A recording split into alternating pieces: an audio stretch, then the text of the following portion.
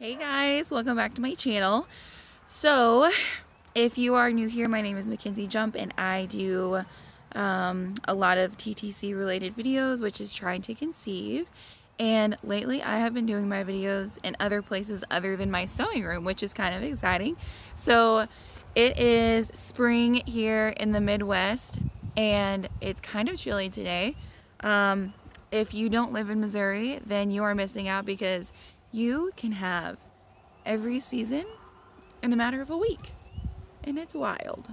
So like last week sometime it was like 70 degrees, enough to where I was sweating.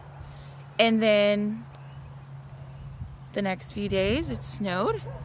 And now it's back to like 60-degree weather.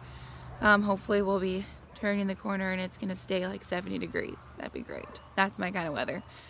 Motorcycle riding weather is what I like, and I'm a very fair weather rider, so 65, 70 degrees, and I'm good. But I'm outside right now because it is pretty beautiful, and I live in the country, so sunsets are absolutely incredible here. Oh, it's so amazing. So I'll turn you around a little bit. So, kind of hard to tell because my phone, but there we go. Look at that. Isn't that nice? Good view.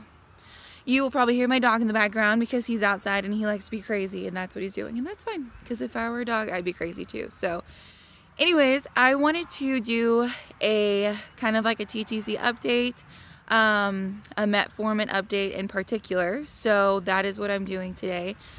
So about 3 weeks ago, I had my first infertility consultation. We have not been trying for a year, so a lot of you probably have been trying for a year or longer. And first, my heart goes out to you because bless your hearts. I can't even imagine. I haven't hit that mark yet. But my new doctor has been absolutely incredible. She did say, she was like, you know, typically we don't do any kind of infertility related medications or procedures or treatments until they try for a year. She was like, but in your case, you know, you're not ovulating, your cycles are very irregular, so obviously there's something that's missing there and you're not getting a fair chance at actually trying. She's like, so I'm gonna go ahead and just start some stuff and see how it goes. So 3 weeks ago I had my appointment. At my appointment she did a transvaginal ultrasound, which confirmed that I have PCOS. We ran a bunch of different labs for blood work, checked a bunch of hormone levels, all that kind of stuff. So while I was also there, she said the contingent plan is we will do, or I will be on metformin through the month of April and May and see if that regulates my hormones and regulates my cycle and hopefully allows me to ovulate, because that's been the main issue. I've been ovulation testing since November, haven't had an actual positive ovulation test since then. So that is the number one goal, is to, one, regulate my cycle in hopes that that kind of regulates everything enough that I can ovulate. So this is kind of an update on my experience with metformin. So that was just a little background to kind of let you know what's going on. So what she did was, I'm on 500 milligram tablets. The first week I was to take one pill a week. Second week was 2 pills a week, to work my way up to 3 pills a week. So one thing she said was to expect some kind of like GI side effects. So upset stomach, sometimes nausea, going to the bathroom, having the runs, which sucks. I already kind of have like a, not IBS, but a similar situation where I eat and I almost immediately have to go to the bathroom. So having the cramps was not new to me, which is good because I knew how to handle it. A lot of people don't experience that very often and it's absolutely miserable for them. So here is kind of what I went through. So the first week was an adjustment period. I definitely had the cramps like immediately. I started off taking my 1 pill at night with food because I read that they recommended that to take it kind of before you sleep, so that way you could sleep off any kind of side effects that you have. I would take it, I would wake up like 4 hours later, running to the bathroom, go back to bed, might go another time or even 2 or 3 times that night, and then the next day wasn't too bad. Those side effects lasted a couple days until my body adjusted, but then I was right into the second week of 2 times a week. And same kind of thing. However, my second week, I developed like lingering headaches. So I made sure to keep some ibuprofen on hand. I would take that and it would kind of help. And it wasn't a headache that was so terribly bad, like a migraine or anything, but it was enough that really annoyed me. And I can deal with most side effects or symptoms of things, but headaches is one thing that like I just cannot tolerate very well because it just affects everything. Oh, I hate having headaches. And so that was a little frustrating. So I had those almost all week 2, along with some GI side effects as well that kind of lingered around, but I felt like I had that under control. It mainly happened at night and in the morning when I woke up. Then we go into this week. Mind you, I've been ovulation testing this whole time. Obviously, I haven't had a positive ovulation test.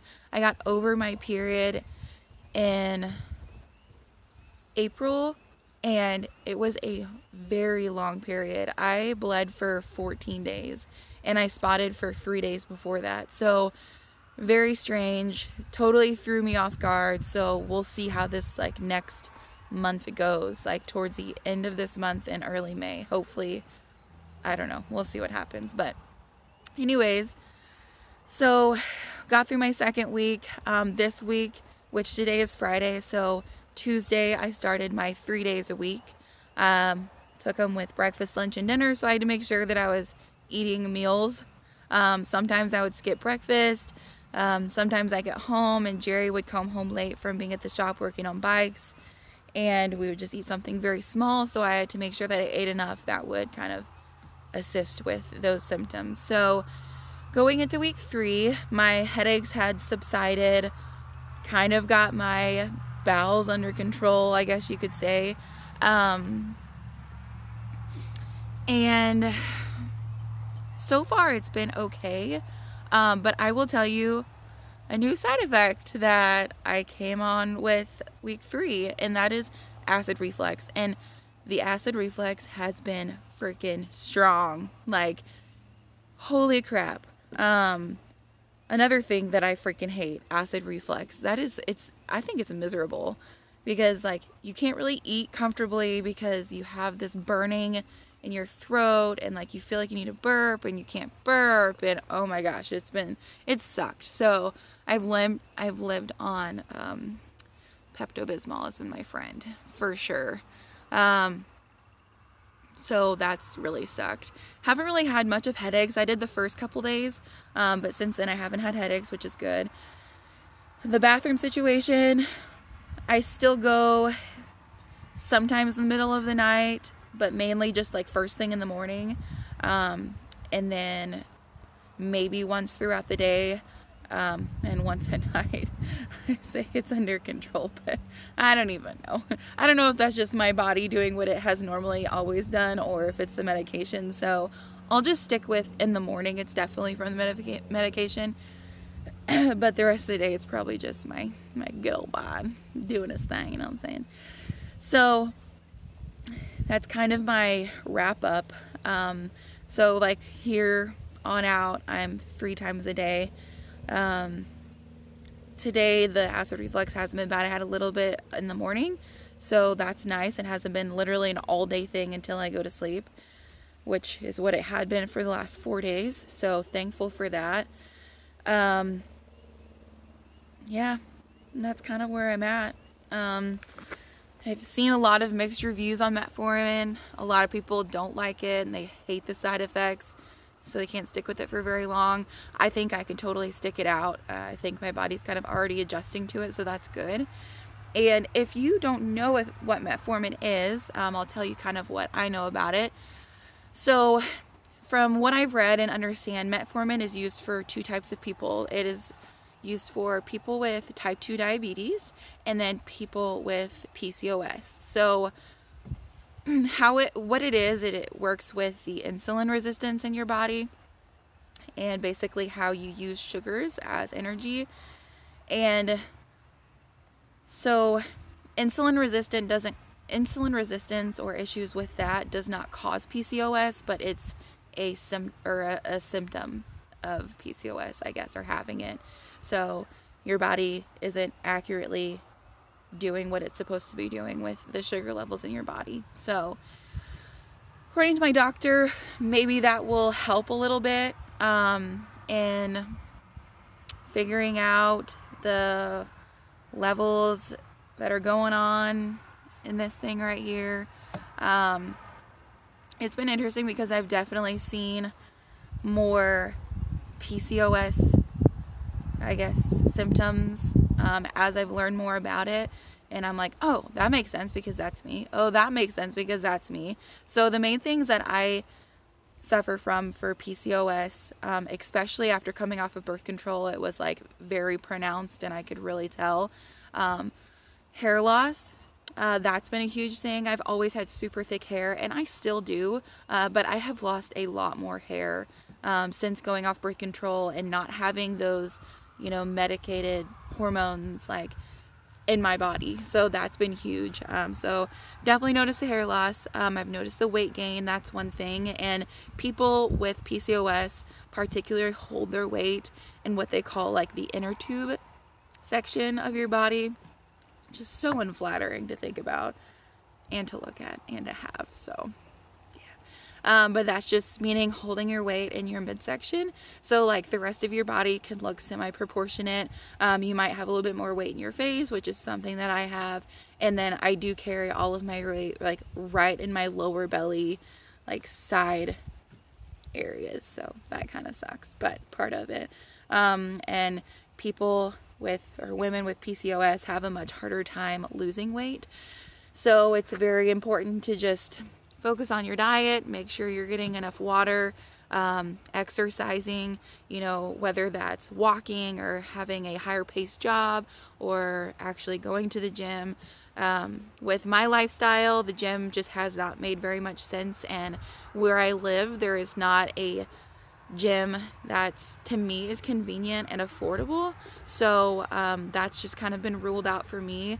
I've been playing indoor soccer with the girls that I played high school and college soccer with, so that has been good, but that's only once a week, and I've had scheduling issues lately with this season. So anyways, I've been trying to focus on my diet. They actually recommend a keto diet, which is like basically a low to no carb diet with very low sugars for people with PCOS, and I do have experience with keto. I went on keto before we got married, which was in October of 2017. And I loved keto for the sense that I felt it was pretty easy because, one, I love meats. I love vegetables. The food that you can eat on a keto diet, I absolutely love. So I didn't really have an issue with that at all. And I lost like 35 pounds and it worked incredible. And it was a very instant gratification diet. But, so, went on that diet. We went on our honeymoon. We went to Jamaica for our honeymoon, so all the food there was like home cooked. It was incredible. And I told myself, I'm not going to like really stick to my keto diet while I'm on our honeymoon, which was kind of easy because they had a lot of meats, a lot of vegetables while we were there. But when I got back, I kind of had decided that I wasn't going to be super headstrong about the keto thing as much. I would choose not to have as many carbs in a meal as I would have before. Like I would actually pay attention to the carb intake. But just allowing that little of additional carbs back in caused me to gain back not all of the weight, but a lot of the weight. And I gained it back right in my lower belly. Like it seemed like it went nowhere else. So that's been really frustrating, and it's just kind of like been there since then. So super frustrating. And when I gained a lot of it back, it was after I went off of birth control. So I don't know if my hormone balance when I was on birth control kind of allowed that weight to stay off, but the combination of me not doing full keto anymore and being off birth control really freaking screwed with everything. So I don't know, that's been kind of a hard thing to deal with, because I've always been a super like athletic person. Like I grew up in sports, I excelled in sports, you know, it was 6-7 days a week, sometimes multiple times a day. And then, you know, you grow up and you don't do that anymore. And so that was an adjustment. And then, you know, I get to a plateau and I'm okay with how I look and it's fine. I'm not as fit as I was. And then, you know, I get off birth control and then I figure out I have PCOS and it's like, boom, here's the weight that you wished you didn't have, but you do now. So fun. So that's kind of where I'm at. Right now, I'm just taking my Metformin, trying to watch what I eat, and taking my ovulation tests, and baby dancing, of course, because that's the important part. Let's get real. Okay. I'm going to enjoy it while I can, while it's not a job yet, when it gets really serious. So that is where I'm at. So if you are in Metformin and you have experience with it and it worked for you and you have a similar hormone cycle background as me, please let me know. I'm very interested to see if it worked for you. If this doesn't work and I go towards through the end of May and I'm not regular and I'm still not ovulating, then we're going to go forward with Clomid. So I have something to look forward to, and that's really exciting because I've spent months like, what am I going to do? Like, who's going to fix this? Like, how am I going to fix this? Like, I was very proactive in doing research on supplements that I could be taking until I had my appointment and a bunch of things, which if I can recommend one thing to do is to be your own advocate. Do everything you need to do to get the answers that you need, to get a plan that you need. Like, really be proactive if you know you're wanting to have a baby, or if you know you have PCOS, or you think you have PCOS, like, make an appointment. Ask your doctor to check your hormone levels. Make him do tests or her do tests, and tell her, like, hey, I think I have PCOS. Like, can you check this for me? Or, hey, I'm going to start trying to have a baby in 3 months. Like, what do I need to be doing? Is my body set up to do that? Like, is it doing the things it's supposed to be doing? So definitely be proactive for sure. So that is all I have for you guys today. I think I'll probably do maybe like a question and answer video next week. Possibly. I'll do one of those little question things on my Instagram, have people ask me questions, really anything related, doesn't have to be TTC related, and I might do that. So go follow me on Instagram. I think my name is @MackenzieJJ for Mackenzie Joe Jump. Oh, or you can just look up Mackenzie Jump and you'll see me on there. So follow me on there, follow me on here. Let me know if you guys have any questions on anything that I've talked about, or if you have some kind of feedback. I would absolutely love to hear it.